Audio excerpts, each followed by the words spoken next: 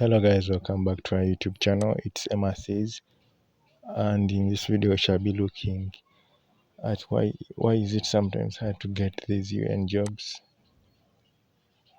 and maybe what can we do to have a high success rate. And in our next video we shall be looking on how to develop a motivational letter, an online motivational letter that we can use or attach as our cover letter and see how far we can go with that. Otherwise, let us start. Most of the times why we kind of fail to get these UN jobs, it's not because that we may not be that qualified, but basically we shall be looking at three things. Why it is a bit tricky for us to get these jobs. So our first point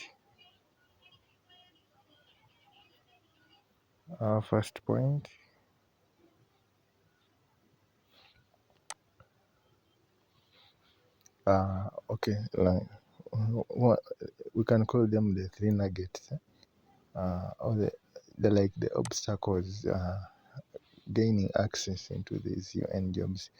So our first obstacle, we may look at the required and desired qualifications. What the qualifications needed. In most cases, when they are advertising for these jobs, they normally set up some of the requirements an employee or anyone willing to go in a specific field has to kind of accomplish. So the required and the desired qualifications also play a big role. Uh, if I can try to read through this, because this is from a UN website, they were saying that, have you ever come across a UN job vacancy that clearly stipulates the required experiences, required qualifications, required languages, then minimum qualifications required? So within the same advert, you read indications of desired qualifications as demonstrated below. Like for example, we can use this as an example. So they can tell us that for a given job, anyone needed may go to a minimum, and that maybe a working experience of minimum 2 years of progressively responsible experience. That is a minimum of 2 years of progressively responsible experience responsible experience in political science, international relations, law, then security, development, management, conflict resolution, all related areas required. So you can see that they have already defined the required and desired qualifications. So if most of the times if you can't meet these, maybe your working experience, maybe uh, you have not been in the field for a long time, so the system will automatically clear you out. So if you try to look at experience in political analysis, okay, because it continues down where they are saying that you should be also having an experience in political analysis and drafting of reports is also required. So if you're not good in political analysis and you apply for the job, maybe sometimes it's what you attach to show uh, that political analysis experience you have. Then experience working for UN, United Nations, or similar international organization required. So these are all desired qualifications. So for the fact that you may also be looking for a job in UN, it may not necessarily mean that you have been working there, but only that disqualifies you, because they are also looking for someone who has been working in the UN or any organization related, as long as it's international. So then experience working on Middle East issues. So we are still analyzing the other case of the working experience of 2 years, then plus this. Then when you move to languages, most of the times, and I normally encourage people to, apart from English, you can also go on and add French. Yeah, French it's also becoming more internationally used. So if you have French on your CV, it's an added advantage. Yeah, you may not be a good writer, you may not be a good speaker, or even the fluency. You may not be that fluent in French, but the fact that you have it there and it's on good fare, yeah, it can kind of pull you, because if we are looking at a list of 100 people and it's only you who can try to communicate with the French embassy, then I think you qualify higher. So sometimes there are some jobs in UN that require what, a specific language. So if you can't speak like French and you are not that into French, so you don't qualify. So for the fact that you don't qualify, the system itself automatically just crops your name out. Okay. So that's one of the reasons why we may not get these UN jobs. So that's the first reason. So we talked about the required and desired qualifications. If you don't meet them, then automatically you get disqualified for that post. Then the second nugget, or the second, you can call it a hindering block. They are saying that a structured masterpiece CV, then motivational letter and qualification. So they also look at that, your CV, your motivation letter, and your qualifications. The first one, it was the desired, like what they want, like them personally, what they require of the person they want to give the job. Now this one is more centered to you as a person, because it's you who builds your CV, it's you who builds your motivational letter, and it's you who makes up the biggest part of your qualifications. How? Qualifications, these are your achievements towards academics and any other, these are certificates, which qualify you somewhere. So if you try to look at the CV, here they are saying that, as highlighted above, once you submit your application and the deadline of the application passes, the applications are scanned automatically by a computerized system before they are handed by those responsible for long listing, short listing, and eventually interviewing. So it's the computer that first sieves out. Like most of the times, if the deadline is like 2nd of April or 15th of April, when you send your CV, motivational letter, your qualifications, let us say on 16th. So automatically, remember our emails are dated based on the time the email reaches. So it just what? Those are the first letters which are what? Scrapped out of the system. Then the rest is sent to the people who do the shortlisting, the what.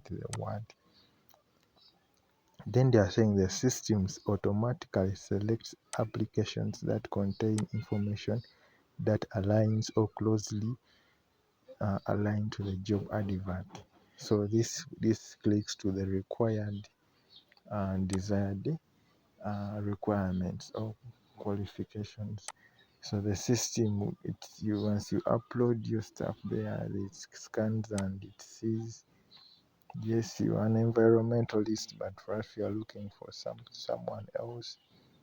So that's how your letter is scrapped out by the computer even before it reaches the human person.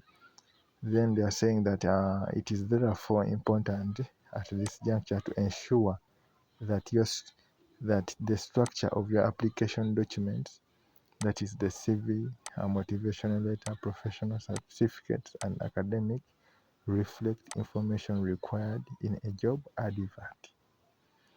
Every sentence, words matter in responding to a job advert. So that is it. So that means you have to work on your CV. You have to work on your motivational letter. We shall look at the motivational letter in our next video. If you really feel like we should look at it, then I think we shall go for it.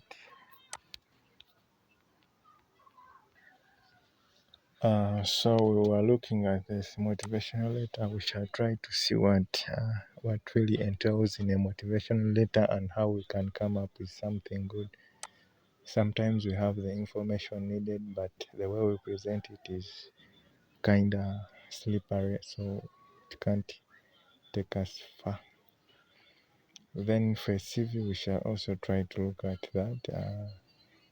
So far we have looked at the second nugget or obstacle to having access to these UN jobs. When I mean access is getting the job itself, and you start working and you earn some little money. Then if we move to the third issue, why it's a bit harder to get these UN jobs, I think.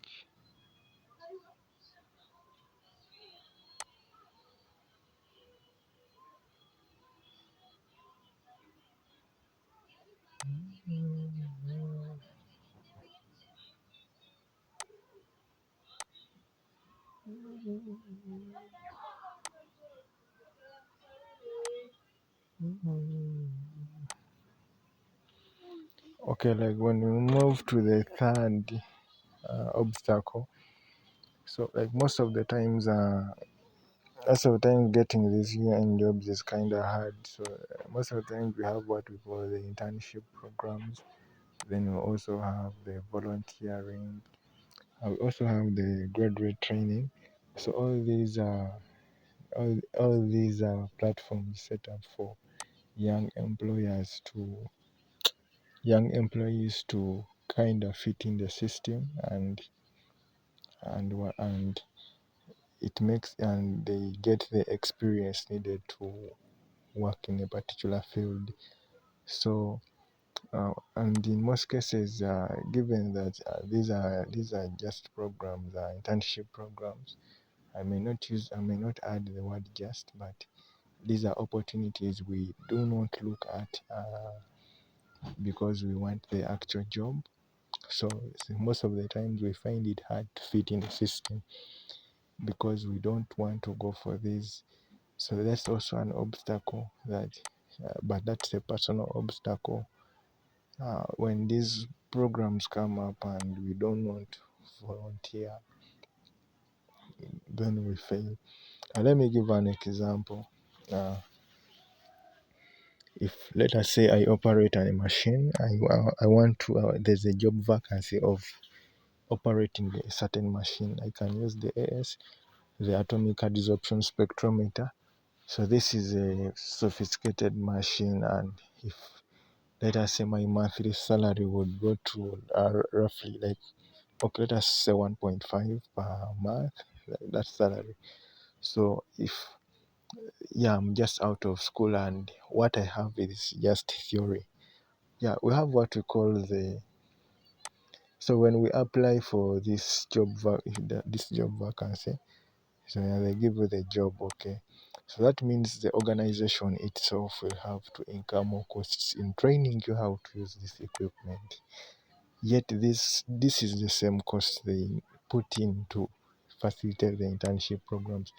So, for example, if a student or if someone was volunteering or did internship and he was learning how to operate that machine, and you who's just from the class and you both of you are applied. Now, let us not look at the CGP or our qualifications. What matters here, it is the machine in hand, the machine to operate. So who of those two stands a higher chance of getting the job?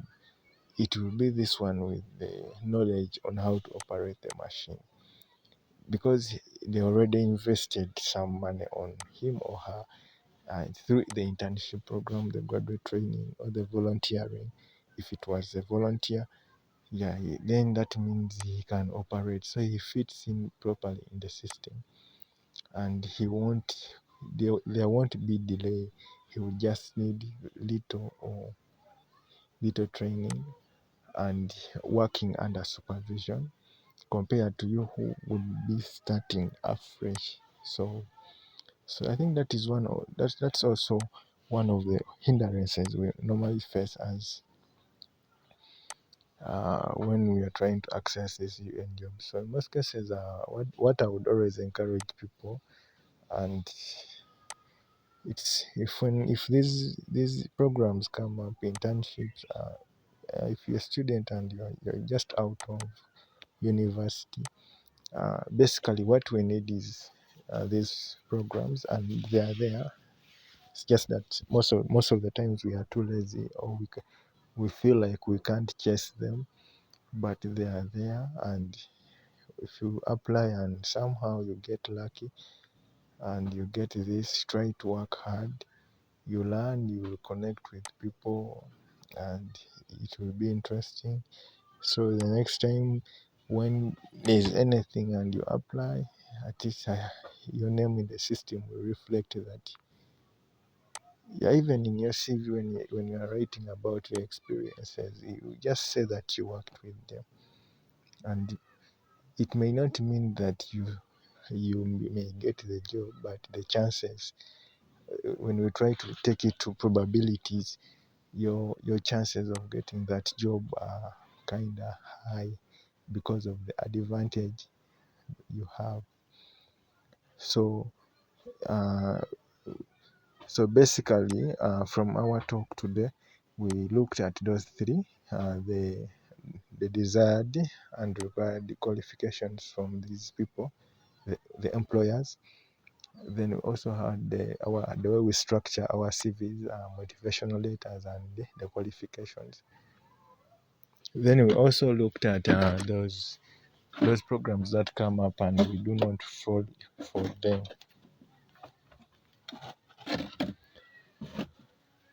If you found this video helpful, and yeah, we are kind of switching our content, and I think this is kind of good. We shall be working on this.